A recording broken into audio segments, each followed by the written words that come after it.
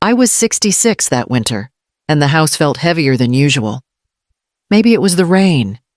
It fell in slow, silver lines against the kitchen window, pooling along the sill where I'd lined the grandkids' gifts, 3 boxes wrapped in red paper. Neat corners, white ribbons. I'd always prided myself on doing things properly. The radio hummed a worn-out carol, and I was halfway through taping the last bow when the phone rang. The display showed Clara Monroe, my attorney. We'd spoken only a few times since my husband passed, mostly about estate documents. She wasn't the type to call for pleasantries. Her voice came low, controlled. "Evelyn, I need you to place a recording device in your living room and leave the house immediately." For a moment, I thought I'd misheard. "Clara, it's Christmas week. What are you talking about? Please, don't ask questions. Just trust me." Something in her tone steel wrapped in worry cut through my confusion. I didn't argue. I went to the drawer where I kept the little recorder I'd once used to practice piano pieces. My hands shook as I tested the battery light, faint and red, in the living room. The tree glowed softly. Daniel and Lydia's stockings hung beside mine, waiting for tomorrow's breakfast. The air smelled of cinnamon and pine, domestic and harmless. I set the recorder beneath the porcelain angel on the mantel, the one my husband had given me on our last Christmas together. Outside, the rain thickened into mist. I slipped on my coat, locked the door, and stepped into the quiet street. The house behind me looked peaceful, unchanged. I told myself this was temporary, that by morning, I'd understand why Clara had sounded afraid. Then I started the car and drove away. Marge lived 20 minutes away, in a small yellow bungalow that always smelled faintly of lavender and old books. We'd been friends since the accounting firm in the 70s, when both of us wore our hair short and our confidence long. Now we saw each other mostly for doctor appointments and birthdays. But that night, she didn't ask why I showed up with a trembling voice and an overnight bag. She simply opened the door wider and said, "Tea first. Explanations later." I sat at her kitchen table while the kettle hissed. My heart hadn't stopped racing since Clara's call. I tried to make light of it, told Marge my lawyer was probably overreacting to some mix-up with the property insurance, but the words felt brittle. She slid a mug toward me, chamomile steeping like a quiet clock. By 10, the rain turned heavy. The two of us curled up on her sofa, pretending to watch a holiday movie. I checked my phone again and saw a message from Daniel. "Everything's fine. Don't worry about us. Rest." I stared at the screen longer than I should have. His phrasing us pressed a bruise I didn't want to touch. Still, I typed back, "All right, see you tomorrow," and silenced the phone. Marge offered me the guest room, freshly made with blue sheets that smelled of detergent. I thanked her, brushed my teeth, and tried to slow my breathing. The house creaked in the wind. Somewhere beyond the curtains, water gurgled through the gutters like whispers I couldn't translate. Near midnight, another vibration, a new message from Clara. "Promise me you won't listen to the recording tonight." I sat there in the half-dark, the glow of the phone pale against my skin. For a moment, I considered defying her just one quick listen, but my thumb hovered, then dropped. I turned the screen face down. The rain tapped steadily against the window pane, rhythmic, insistent, as if repeating a sentence I didn't yet understand. I closed my eyes, listening. The sound followed me into sleep. The next morning, the storm had quieted, but the sky stayed the color of pewter. Marge insisted I eat toast before driving, yet every bite felt like dust. I thanked her, promised to call, and started the car. The streets were slick with last night's rain, the city still half asleep. When I reached home, the house looked ordinary again. Porch light off, curtains still drawn. I let myself in slowly, every sound amplified. The air inside held the faint sweetness of pine and candle wax, but beneath it, something stale lingered, as if the night had changed the way the rooms breathed. I hung my coat, sat down at the table, and opened the recorder's file on my phone. For a few seconds, only static. Then Daniel's voice, bright and casual. She'll believe we're just reorganizing accounts. That's what she always does, signs and trusts. Lydia laughed, low and confident. Her signature's already digital. I can copy it from the refinance documents. One click, and it's done. A cold weight gathered behind my ribs. The words sounded foreign, like actors performing some cruel script. Daniel again, quieter now. Once we refinance, she'll have no reason to stay here. She's got her pension and Social Security. We'll move the equity to a new place. Maybe buy something bigger. He said it as though he were describing a business plan, not my home of 40 years. I pressed my hand against the table to steady myself. Every syllable carried an intimacy I recognized his measured patience. His tone, when he wanted to sound rational. Lydia's voice softened. It's better this way. She won't even hear it coming. The room tilted slightly. I stopped the playback, staring at the quiet screen. Outside, a branch brushed against the window, slow and deliberate. This was not care, not concern for my future, or it was eviction disguised as help, betrayal wrapped in family logic. I rose, pacing the living room, noticing the faint glow of the Christmas tree still reflected in the glass. My breath came shallow. The house felt smaller now, its warmth thinned by the echo of their voices. By the time I sat down again, my hands had stopped shaking. The fear had settled into something heavier clarity. I saved the file and closed the phone gently, as if not to wake what I'd just uncovered. Clara Monroe's office sat on the 12th floor of an old brick building downtown, its windows overlooking the gray sweep of Elliott Bay.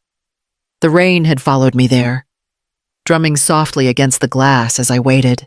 When Clara entered, she carried the kind of energy that steadies chaos, her coat still damp, her eyes alert. "Do you have it?" she asked, setting down her leather bag. I handed her the small recorder. She plugged it into her computer, fingers moving quickly, the screen filling with waveforms and timestamps. The sound of Daniel's voice spilled faintly from the speakers, enough for me to recognize it before she paused the playback. "They're trying to move title during the holiday lull," Clara said quietly. "It's a common tactic. Paperwork moves faster when everyone's distracted. We'll file a temporary hold today." I nodded, though my throat had gone dry. To think that a few forms, a few signatures, could erase 40 years of work, it felt impossible. Yet here we were, documenting my own child's betrayal like evidence in a case. Clara printed a form, sliding it toward me. "Sign here to authorize the freeze. It'll prevent any transfer until the court reviews your ownership." I signed slowly, each stroke of the pen deliberate, the ink dark against the page. When it was done, she leaned back, folding her hands. "I know this isn't just legal. Evelyn, it's personal. But from this moment forward, we treat it as both. Keep your birth certificate, marriage license, pension records, everything in a locked box. I'll handle the filings." Her tone was calm, precise. Beneath it, I caught a faint sympathy she didn't voice. Outside, the clouds thinned to a pale silver. I looked out at the water, thinking of the house, the rooms Daniel had painted, the laughter that once echoed there. It wasn't a home anymore. It was evidence. When Clara rose to escort me out, she said, "You've already done the hardest part. You face the truth. Now we build the paper shield to protect it." I managed a small nod.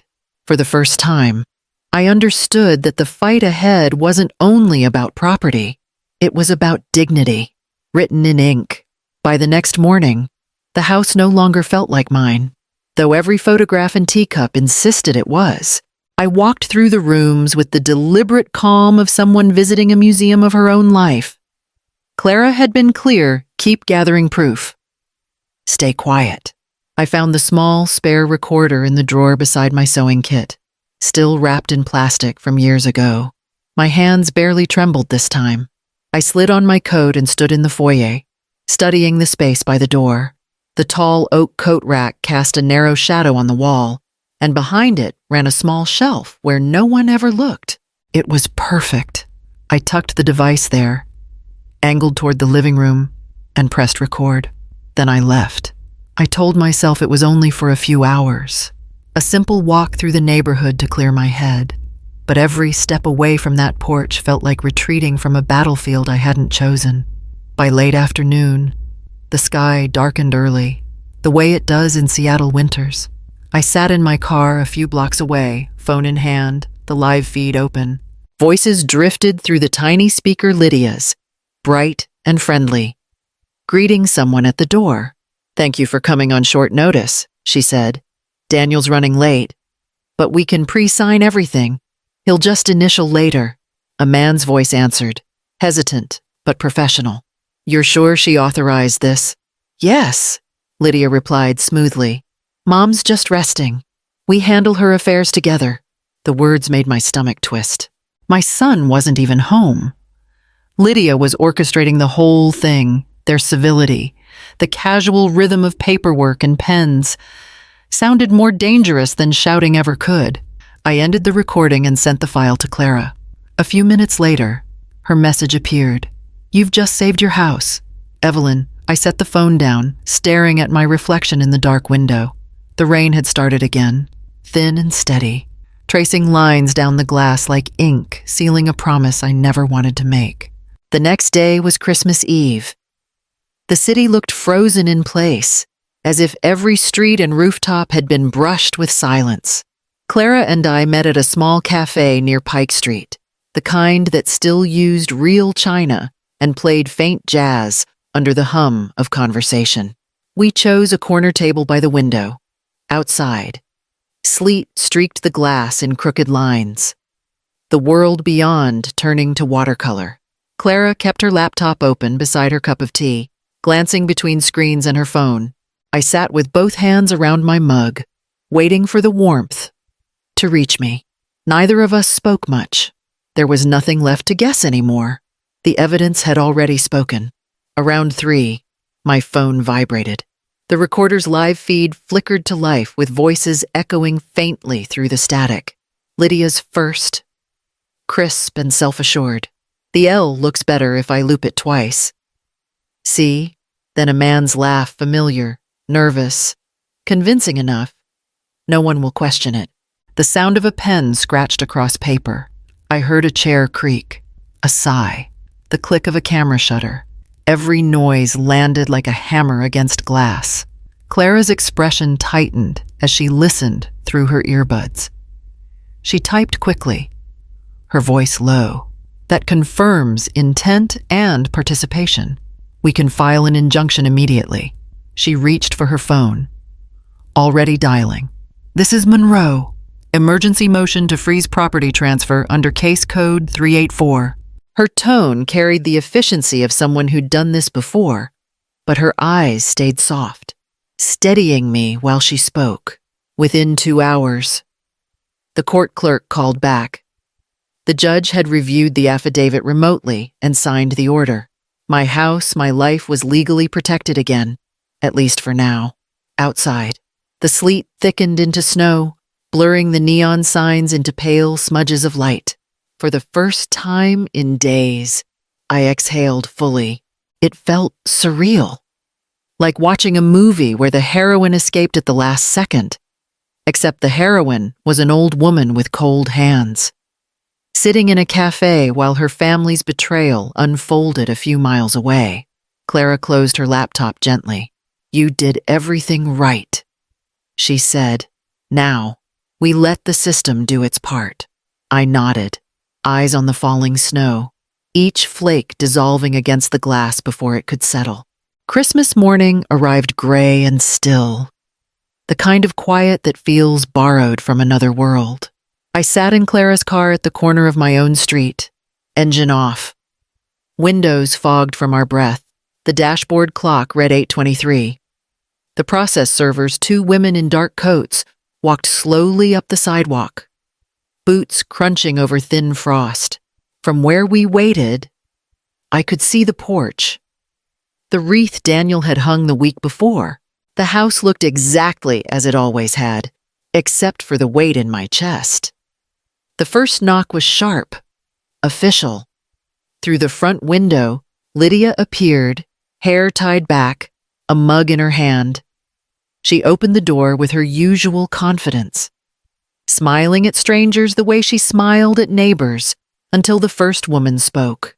I couldn't hear the words, but I saw the motion documents presented, signatures required, acknowledgement of service. Then Daniel came into view, still in his robe, confusion on his face hardening into disbelief. The second server read the contents aloud, clear and formal: fraud investigation, property injunction, restraining order pending. I didn't move. The air inside the car felt thick, cold against my throat. Clara said nothing. Her hand rested on the steering wheel, steady, patient. Through the windshield, I watched Lydia glance toward the street as if she sensed me. She whispered something, then covered her mouth with her hand. The faintest trace of her voice carried across the frozen air. She wasn't supposed to know yet.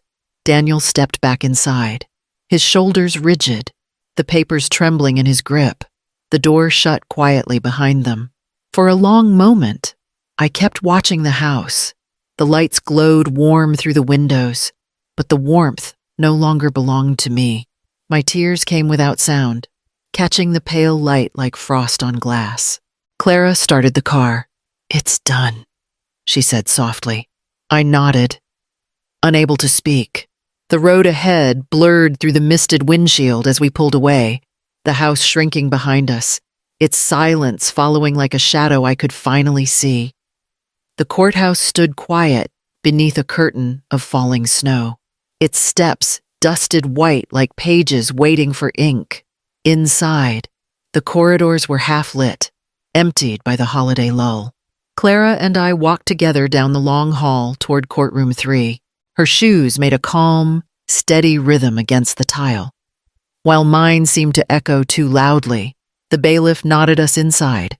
Only a handful of people sat in the gallery clerks, a court reporter, one deputy, at the far table.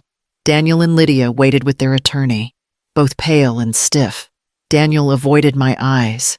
Lydia's hand clutched her purse as if it held the world together.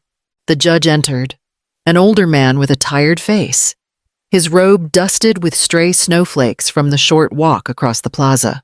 "Let's proceed," he said simply. Clara rose, her tone measured. She explained the timeline, the recordings, the digital logs. Then she pressed play. The sound filled the room, Daniel's easy voice, Lydia's laughter, the scrape of a chair, the whisper of a pen across paper. The words were unmistakable, echoing through the speakers until even the walls seemed to flinch. When it ended, silence fell heavy and complete. The judge adjusted his glasses and looked at me for a long moment. "Mrs. Hart," he said gently, "you did the right thing. No one wants to be here for matters like this. But you protected yourself lawfully." He turned to Daniel and Lydia, his voice firm now. "All property actions are frozen effective immediately. This case will move to investigation regarding attempted fraud." Lydia blinked hard, a tear breaking loose. Daniel lowered his head, his voice almost a whisper. "Mom." I didn't mean I looked at him. Seeing both the boy who once built birdhouses in our garage and the man who had spoken so casually about taking my home, my voice came out steady, quiet. "You meant every word. You just didn't expect me to hear it." The gavel fell once, sharp against the bench. Outside, the snow kept falling soft, endless, erasing footprints before they could harden. When I stepped into the cold, the air felt clean, the kind that stings but also lets you breathe. Several quiet weeks passed after the hearing. The snow melted from the gutters, leaving the streets slick and clean again. I spent most days alone, sorting through drawers and closets, filling bags for donation. Every object carried a shadow of sound. Daniel's laugh, Lydia's clipped heels on the tile, but each day, Those echoes faded a little more. When the locksmith arrived, I told him I wanted to change every lock. He worked quickly, humming to himself as he replaced the brass cylinders and handed me 2 new keys. I closed my fist around them, their edges cool against my skin. For the first time in months, I felt the house belonged to me again. That evening, I sat in the living room with the recorder on my lap. The Christmas tree was gone, the mantel bare except for the porcelain angel. I pressed play and listened to the faint static before Daniel's voice would have begun. Then I stopped it. I didn't need to hear the betrayal again. The truth had already done its work, scrolling through the files. I found another recording, the very first one Clara had sent that night, before everything fell apart. I pressed play. Her voice came through steady, calm, almost warm. "You are not powerless, just that. No preamble, no fear." Oh, I replayed it twice, letting the words settle in the air. Then I selected every other file and deleted them one by one. The screen cleared to a blank page. Silence stretched through the house, not heavy, but light, as if the walls themselves had exhaled. I turned off the lights and stood in the doorway. Outside, dusk had fallen over the neighborhood, soft and blue. The house behind me no longer whispered.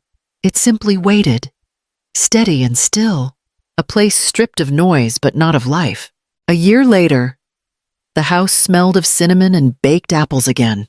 I woke before dawn, as I always did, and watched the snow drift down beyond the kitchen window. It was gentle this time, soft enough to blur the edges of everything it touched. The dining table was already set white plates, sprigs of pine, and a small vase of winter roses. By mid-morning, the doorbell chimed, and my neighbors stepped in carrying casseroles and laughter. Behind them came Ruth and Helen, 2 widows from my church, their cheeks flushed from the cold. We filled the house with voices, the kind that rose and fell like music without needing to compete with anything else. I poured coffee, listened to the chatter, and thought of how quiet the house had been last Christmas, how silence then had felt like warning. Now, it felt like space. After the dishes were cleared, Ruth asked about the legal fund I'd started. I told her the first grants would go out in spring, small amounts to help older residents afford legal counsel before signing documents or refinancing their homes. I'd sold half my property to fund it, enough to keep the rest secure and still breathe freely. When everyone left, the house settled into a warm hush. I walked to the desk in my study and opened the top drawer. Inside lay the old recorder, wrapped neatly in a linen cloth. For a long moment, I looked at it, remembering the weight it once carried. Then I smiled, closed the drawer, and let my hand rest on the wood. The snow kept falling outside, steady and bright. I didn't need to play back any old sounds to know who I was now. The quiet was enough.